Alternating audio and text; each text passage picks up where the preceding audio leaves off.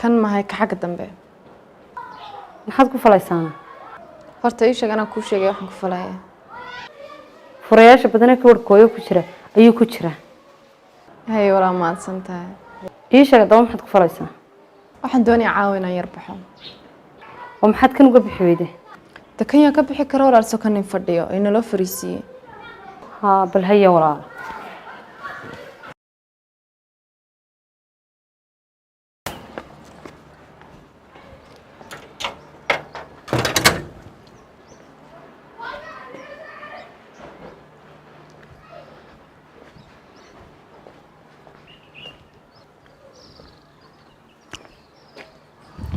iwarana jaxsatahay ما في عنا ولا الحمد لله وسيت هاي ugu fiican qorxay maanta si markaan albaabka uga soo galay ayaan guriga nuurkaaga ka dareemay ولم